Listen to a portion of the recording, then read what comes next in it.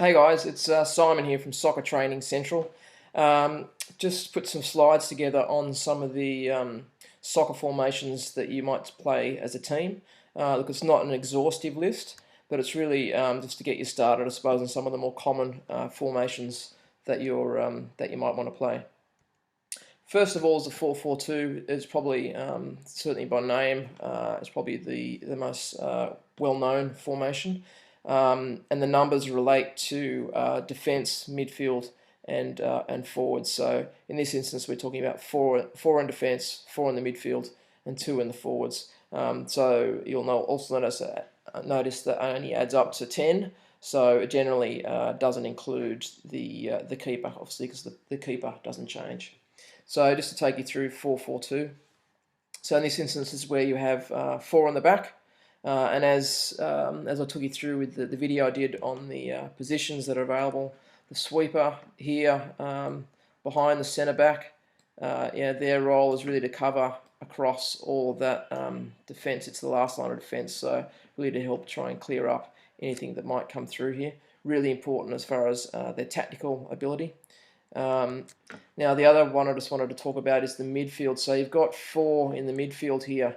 Now there's 2 points I wanted to make. First of all, centre mid, whether you have them side by side or you've got one in front of each other. But this one here, this centre mid, their role is much more around certainly controlling the midfield, but they want to be pushing forward in more of an attacking role, if you like. Whereas this centre midfielder here is playing what they call more of a holding role, if you can excuse my writing with the mouse here. So that's more of a holding role. So and their job is really to try and control all of that sort of centre field, and obviously working with the back. So this one also works in the middle, but definitely more of an attacking player. Now with your wings here, so again they're playing in the midfield here, but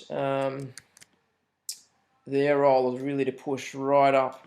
So if you like, they've got to control that whole channel along there. So both as far as getting back in defence and but also pushing forward in attack. And it's the same over here on the right. So they've got to control this whole channel down here. So both pushing forward in attack and supporting, trying to put the ball in and supporting the forwards, but also getting back in here to help defend. So that's the 4-4-2.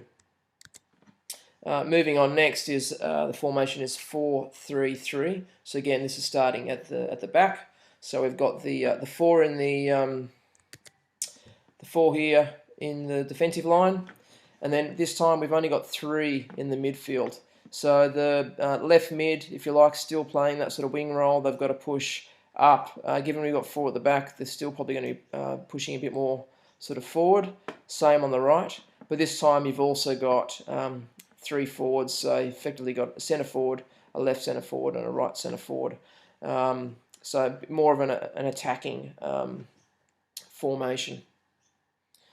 The next one is a 4-2-4. So this is the most offensive, if that is a word in the soccer terms. Certainly the most attacking formation that you can play. So we've got four in the back here once again. This time we've only got these two in the midfield. So in order to do that, these guys here obviously need to be extremely fit, but also they need to be very skillful because they've got to control that whole area. So you need to have a lot of confidence in your midfield. And obviously the idea is that they can push the ball up into these four forwards that you've got in here. So it also requires that you can, between these six players, that you can maintain and hold possession. But it does really come down to how skillful these guys are here in the middle. No doubt about that. The next formation is 3-5-2. It's probably also next to the 4-4-2. It's probably the most next common, if you like. So you'll notice here, this time we've only got three in the back, so there's no sweeper here.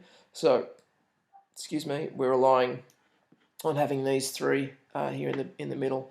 And what we've done instead is we've got three in the centre mid here. So again, this one's playing a bit more of this centre mid here is playing more of a holding role, similar with this. and this one at the front certainly being sort of pushing up a bit. Again, you've got your left mid and right mid. They've got to cover all of this in defence, but also in attack. And then you've just got your two centre forwards, but obviously the left and right mid designed to sort of push right up. But this is quite, normally it might also be sort of spread across here if you like. So if you think you've got 5 midfielders spread right across here, it's really around a more of a defensive pattern. So you want to really about controlling that midfield, but also having the ability that these two on the left and right wings can also push up when needed. And the last one I'm going to take you through is a 3-6-1. So this obviously is very busy in the middle. So you've got 3 in the back. This time we've actually got 6 in the middle.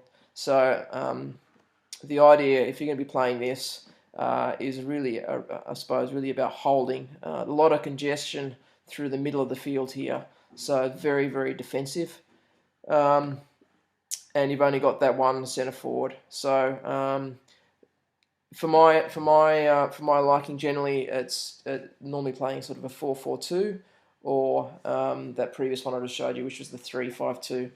Certainly, as far as the team that I'm sort of coaching at the moment, I'm starting with 4-4-2. I think it's easier for them to try and sort of understand the structures, if you like. But anyway, that's just a quick overview. There are other alternatives that you can play, but they're just some of the sort of the more common ones that you might find. Hopefully that was helpful. And yeah, just check out the website and see what else that we might have for you. All right, cheers.